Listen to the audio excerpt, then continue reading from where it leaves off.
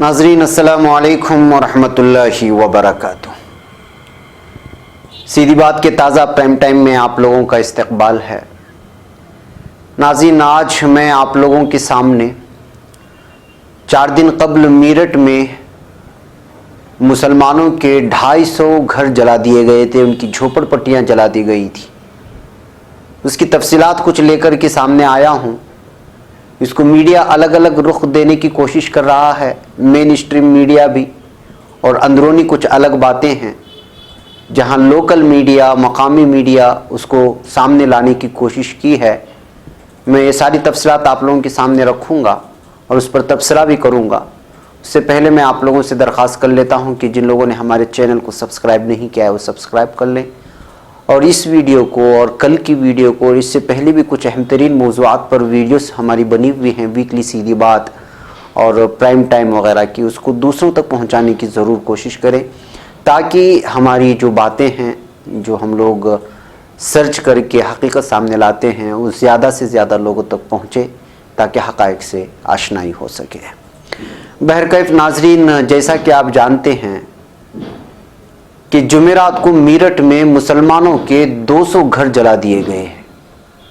Police ने शरपसंदों को पकड़ने के बजाय 6 मुसलमानों को ही गिरफ्तार कर लिया है और इन पर पुलिस पर पथराव और गाड़ियां जलाने के इल्जामात आयद किए गए हैं। अक़लियतों की नुमाइंदगी करने वाले ऑनलाइन जरीदे कारवान डेली ने इसकी मुकम्मल रिपोर्टिंग की है। उसने इंकिशाफ किया है कि मुसलमानों के घर जलाने का ये पहला वाक़या नहीं, और बिलखुसूस रियासत यूपी में मुसलमानों के घरों पर हमलों का सिलसिला तेज़ कर दिया गया है। इस सिलसिले में दलित हिंदुओं को उकसाया जाता है और उन्हें मुसलमानों पर हमले के लिए आगे रखा जाता है ताकि मुसलमान इलाका छोड़कर भाग जाए। यूपी का तारीखी शहर मीरठ भारतीय दारुल हुकूमत नई दिल्ली से ज़्यादा दूर नहीं है। जुमेरात को मकामी कंट्रोलमेंट बोर्ड के हुकाम, पुलिस और हिंदू जत्थों के साथ यहाँ भूसा मंडी के इलाके में पहुँचे। उनका मौक़िफ़ था कि वो तजावुज़ात ख़त्म करने के लिए आए हैं।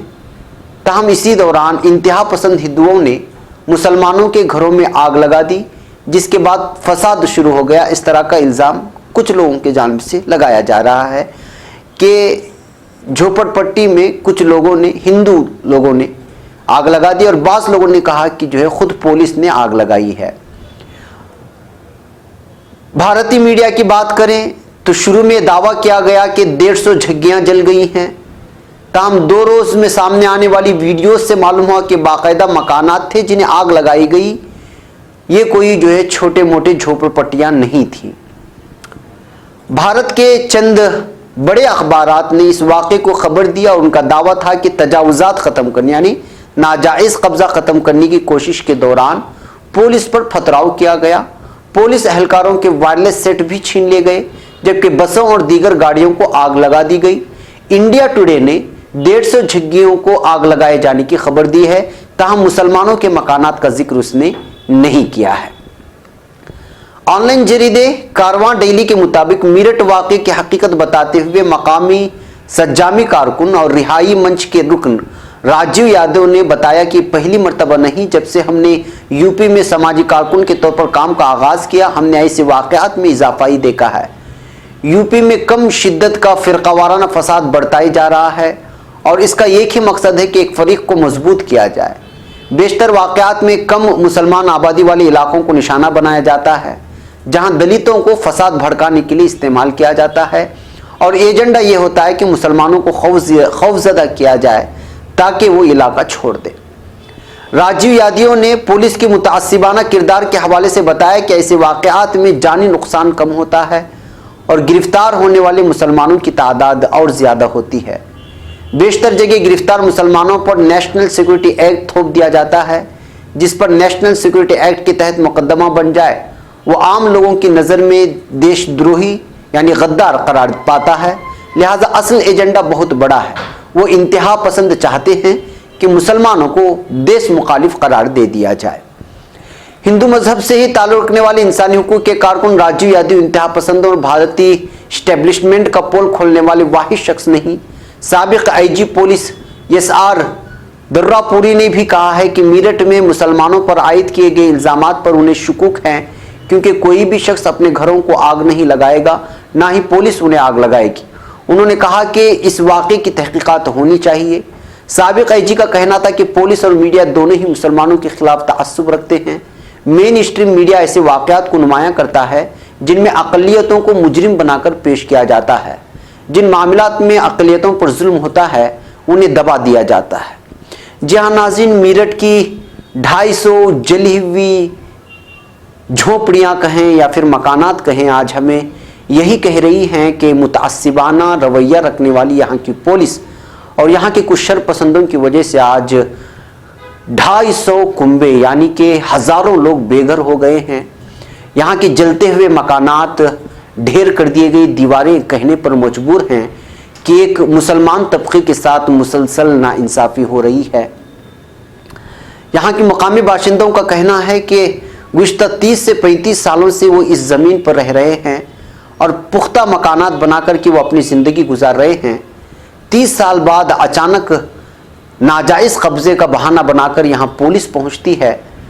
पुलिस पहुँचने के बाद कुछ लोग एहतिजाज करते हैं कि भाई आखिर क्यों गिराए जा रहे हैं।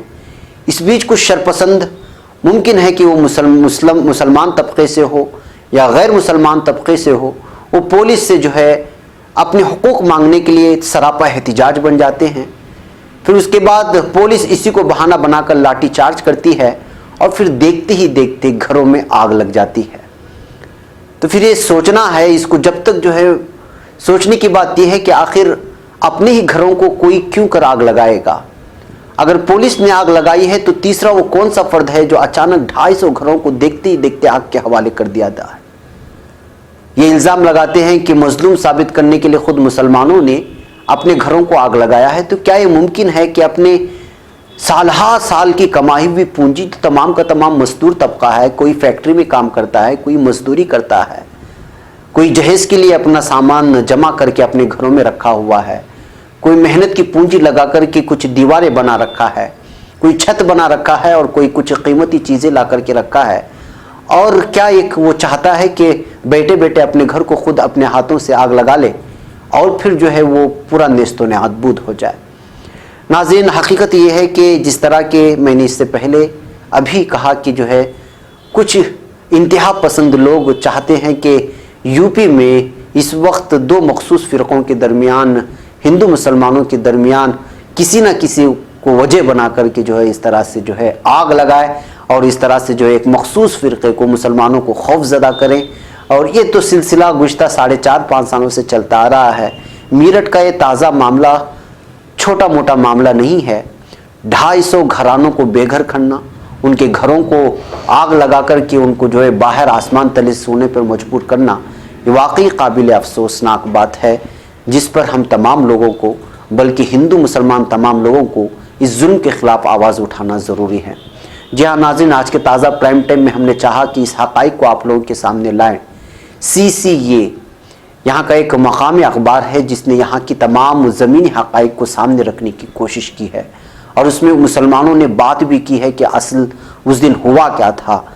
तो इसीलिए ताकि पुलिस, इंतज़ामिया, यहाँ की हुकूमत, मरकज़ी हुकूमत इस सिलसिले में संजीदगी से लेकर के मुसलमानों के साथ जो नाइंसाफ़ी हो रही है उस नाइंसाफ़ी को दूर करने और उनको इंसाफ दिलाने के लिए प्राइम टाइम इस पैगाम के साथ इस वीडियो को CCA के जो है शुक्रिया के साथ आप लोगों के सामने पेश करने की कोशिश कर रहा है। हम CCA का शुक्रिया अदा करते हुए इस वीडियो को आखिर में आप लोगों के सामने रख रहे हैं ताकि हक़ाइक़ से आप लोगों के सामने आ सकें और आप इस वीडियो को फॉरवर्ड करने में हमारी मदद कर सकें ताकि ये वीडियो गवर्नमेंट तक और सरकार तक पहुँचे और हक़ाइक़ लोगों के सामने आ सके। जी हाँ नाज़रीन, इसी के साथ मैं आपकी इजाज़त चाहता हूँ। ये वीडियो देखिए, इसमें जो मनाजिर दिखाए जा रहे हैं, जो बयानात आ रहे हैं, फिर आप खुद फैसला कीजिए कि मेरठ में आखिर उस दिन हुआ क्या था।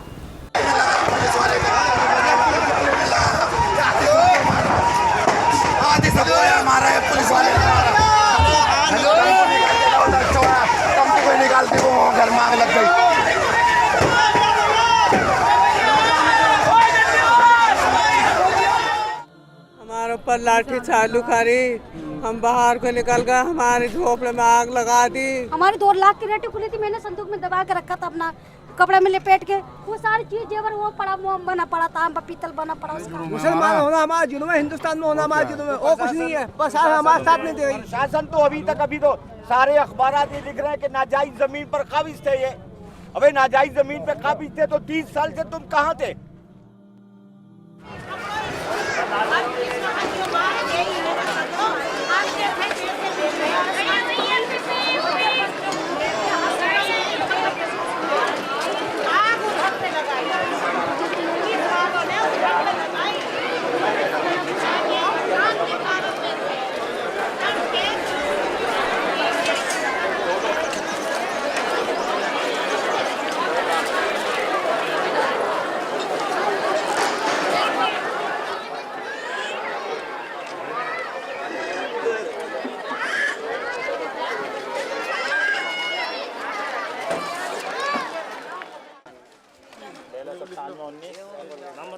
मकान को तोड़ना आए, किसी ने कुछ नहीं कहा कि भाई मकान तोड़ने दो। पब्लिक अलग अलग हटकी, लेकिन दरोगा था मनोज, उसने इतनी बदतमीजी करी। जब यहाँ एक लड़का वो सिर में उसके ईंट लग गई, तो जब वो भगा तो उसके बाद में फिर उन्होंने जब फायरिंग करी और मारने को चढ़ गए हुए, तो सब पब्लिक भगी, औरतें रह गई। फिर औरतों को निकाल के घर में से जो है उनकी बेइज्जती करी, मारा। और उसी टाइम हमारे 8 या 7 लड़के हैं, उन्हें ठाके लेगी।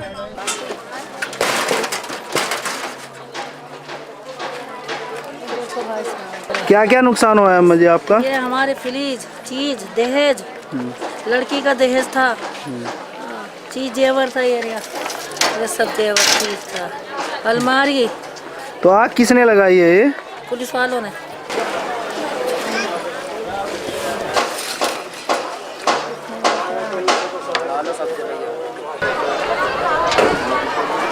तबीयत खराब थी, लेटे हुए थे, हमारे ऊपर लाठी चालू करी।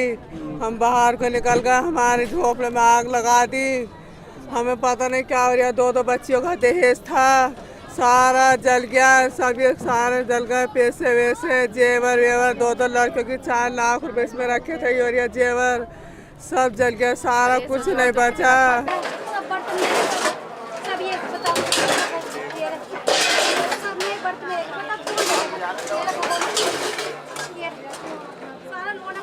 पूरा देश मेरी बच्ची का ये पूरा देश जला पड़ा।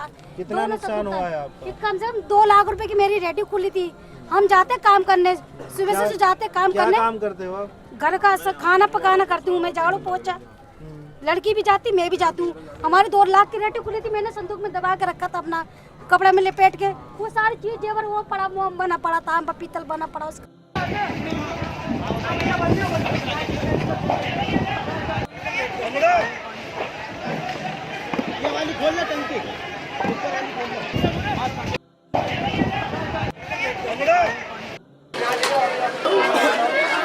ये पूरा कारखाना था इनका, हम 5-1 लाख रुपए का नुकसान है, सारा जल गया है। दवाई भी नहीं देने दे रहे हॉस्पिटल यहाँ पर, थाने के अंदर, सदर थाने में। जब से बीजेपी सरकार आई है, ये भेदभाव वाली बातें बहुत पैदा कर दी है, आपस में लड़ा रखी है। बच्चों को छुटवाने के लिए उनको धमकी दी जा रही है, वार्निंग दी जा रही है, इसलिए डर के जो है लोग जा रहे नहीं। बाकी यहाँ पे लोगों के दिल में दहशत बैठी हुई है, क्योंकि यहाँ पर हिंदू मुसलमान बिल्कुल एक जहता से रहते हैं, एक जहता से रहते हैं और एकता से रहते हैं। मगर प्रशासन इस समय बिल्कुल ख़त्म हुआ है, नाम ख़त्म हुआ है, और वो ये चाहते हैं कि हिंदू मुस्लिम दंगा करा करके राजनीति की जाए और गरीब गुरबाओं को परेशान किया जाए। और न जाने यहाँ पर कितने अज्ञात लोग हैं जिनके ऊपर FIR लिखी गई है और उनको चुन चुन कर उठाया जा रहा है। यहाँ पर जितनी बहन बहू बेटियाँ हैं वो सब अपने घरों से बाहर पड़ी हुई हैं, ना उनका खाने का कोई प्रबंध है, ना ही उनको कोई देखने वाला है। प्रशासन की कोई मदद नहीं है। प्रशासन तो अभी तो सारे अखबार ये लिख रहे हैं कि नाजायज जमीन पर काबिज थे ये। अबे नाजायज जमीन पे काबिज थे तो 30 साल से तुम कहाँ थे? तुमने क्यों 30 साल पहले नहीं देखा कि नाजायज जमीन पे काबिज हो रहे ये सारे के सारे? आज तुम्हारी आंखें खुली कि नाजायज जमीन पे, आज जमीन की वैल्यू अगर जो है करोड़ों में हो गई। ये तो उस वक्त से आबाद है जब जमीन की वैल्यू हजारों में थी। इसलिए इस तरह से उजाड़ना और इस तरह से तबाह और बर्बाद करना इंतहाई इंसानियत के खिलाफ है। ये क्योंकि चुनाव आ रहा है तो सारा संयंत्र, जैसे मुजफ्फरनगर की घटना ये मुस्लिमों को टारगेट करके करी गई थी, तो फिर से ये दोबारा से जमीन का मुद्दा बनाकर मुझे लगता है कि एक षड्यंत्र है बीजेपी सरकार का।